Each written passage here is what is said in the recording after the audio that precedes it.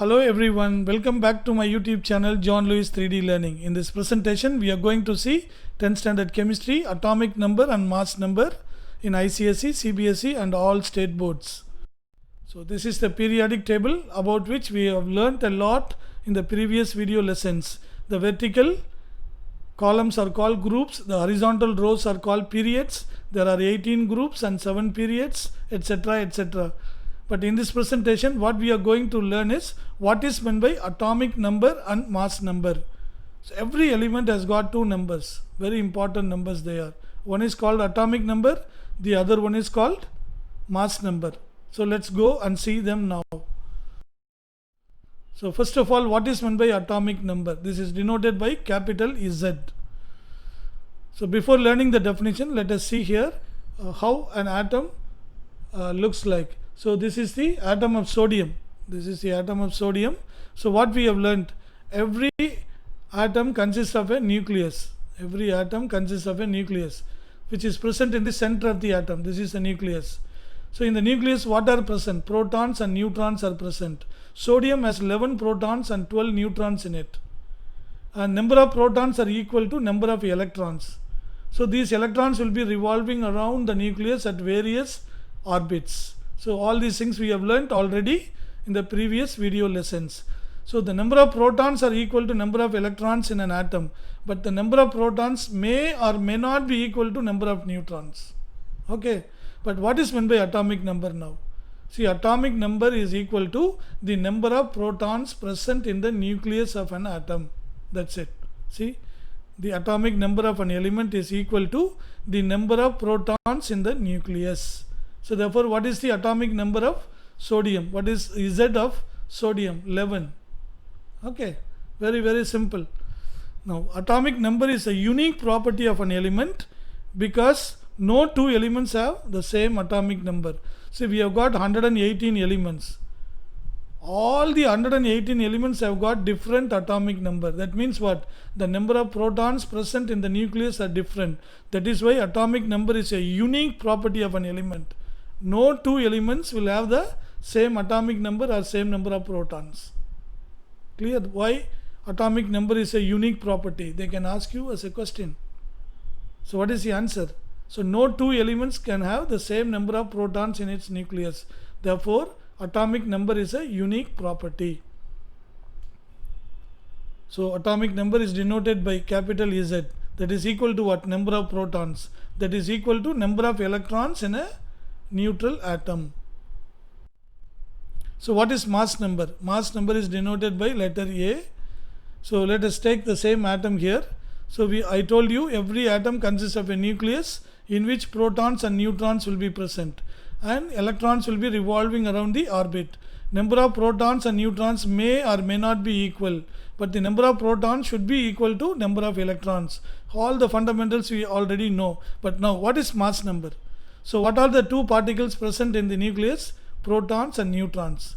The sum of protons and neutrons is equal to what? Mass number. Mass number is sum of number of protons and number of neutrons. Very simple. Just the number of protons is atomic number.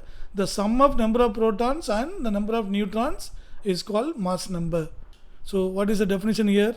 The mass number of an element is the sum of the number of protons and neutrons in the nucleus of the atom of that element.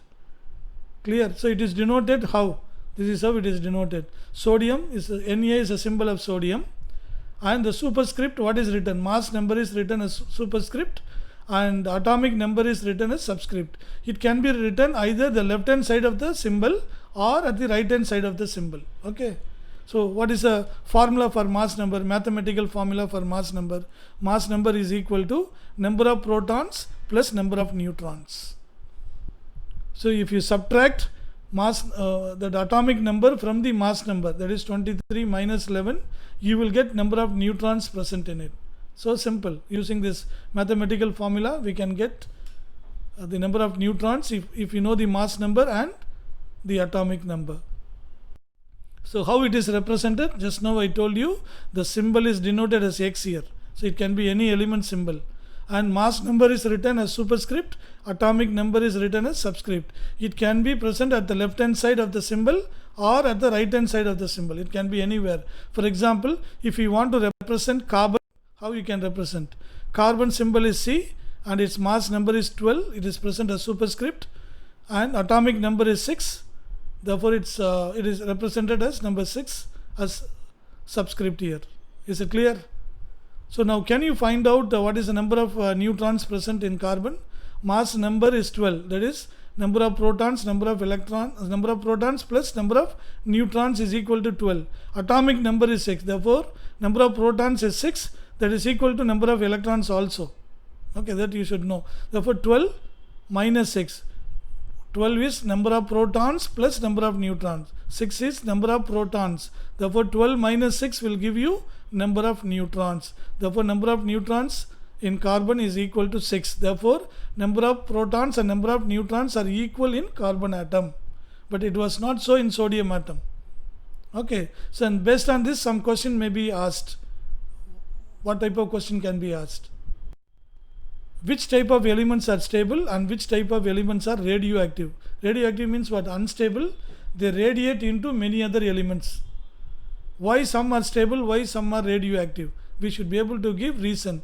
It all depends on the number of neutrons and protons present in the nucleus of an atom. So you count the number of neutrons and protons present in an atom, find out its ratio. If it is almost 1, if the ratio is 1, or it may be 0.9 or 1.1 like that, it is closer to 1, those type of elements will be stable. If the neutron to proton ratio is approximately 1, then those elements are stable. Example, light elements, sodium, potassium, calcium. That means what? Elements with lower atomic numbers are called light elements. So these elements are stable. Then which type of elements are radioactive? Again, you need to find out the ratio of nitrogen to proton. If it is closer to 1.5, almost to 1.5, then those elements are unstable or radioactive. What are those elements? Heavy metals like uranium, astatine, At, symbol is At, astatine. So these elements are highly radioactive because the ratio is closer to 1.5. What ratio? Ratio of neutron to proton ratio. For example, if you take astatine, okay, what is the symbol of astatine? At. The symbol of astatine is At. So number of protons is 85. Number of neutrons is 125. So what is the mass number? 210 here. Mass number is 210. So you can put another heavy metal also, astatine. So here what is the number of protons? Number of neutrons is 125. Number of protons is 85. So it is almost 1.48, that is closer to 1.5. Therefore astatine is radioactive. This is not stable. They give out radiation, alpha radiation, beta radiation, gamma radiation, like that. They won't be stable like sodium, potassium and calcium. So this is a very important question. So they can ask you why some are stable, why some are unstable or radioactive. It all depends on nitrogen. Hope you understood everything. Thank you very much for watching. Until we meet next time. Bye bye.